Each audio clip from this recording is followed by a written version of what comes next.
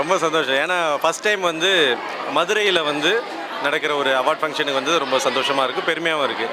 ஏன்னா மதுரை வந்து நிறைய இடங்களுக்கு ஃபேமஸான ஒரு விஷயம். முக்கியமாக இதில் வந்திருக்கிற கெஸ்ட் இருக்காங்க இல்லையா, அவங்க ரொம்ப மிகப்பெரிய ஒரு திறமைசாலி. அந்த அக்காவும் சரி, அந்த பிரதரும் சரி. ஸோ அவங்கள சீஃப் கெஸ்ட்டாக போட்டு அவங்க கையில் விருது வாங்குறதுங்கிறது ரொம்ப மகிழ்ச்சியாக இருக்குது. ஏன்னா அந்த மாதிரி ஒரு நல்ல திறமையான கலைஞர்கள்கிட்டேருந்து ஒரு விருது வாங்குறது ரொம்ப சந்தோஷம். அப்புறம் நாட்டிய கலைமாமணி, நாட்டிய பேரொளி, நடன தாரகை சிகாமணி, நீ ஓடிடுவ, நான் தாத்தா மாட்டுவேன். அவங்க இந்த மாதிரி ஒரு நல்ல பிரபலங்கள் இவங்கெல்லாம் இருக்கும்போது ஓகே, இந்த இடங்கள்ல கடைக்கோடியில் இருக்கிற ஒரு கடைசி கட்ட மனுஷனாக நம்மளும் இருக்கோங்கிறதுல ரொம்ப பெருமையாக இருக்குது, சந்தோஷமாக இருக்குது. ஆனால் இல்லை, இப்போலாம் வந்து நீங்கள் வரதுனால தான் பவுன்சர்ஸ் அதிகமாக போடுறாங்க. ஏன்னா கூட்டம் அதிகமாகுது. அதுவும் முக்கியமாக வந்து அது எனக்கு என்னமோ அப்படி தெரில, பவுன்சர்ஸை போட்டு அவனை வரும்போதே வெளில நிப்பாட்டி வச்சிடறான்னு சொல்கிற மாதிரியே எனக்கு ஃபீல். இப்போ பவுன்சர்ஸ்க்குள்ள ஒரு பிரச்சனை என்னன்னா, பசங்களாம் ஓடி வந்தால் அவங்க தடுத்துறானுங்க.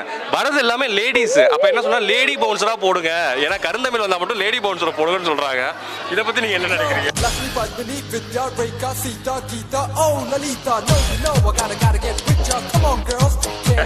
இல்லை, என்னை எப்பயுமே சிறப்பாக கலாய்க்கிறதுல ஒரு முக்கிய டீம் வந்து நீங்கள் இன்றைக்கி அதை கீப் அப் பண்ணியிருக்கல, ரொம்ப மகிழ்ச்சி.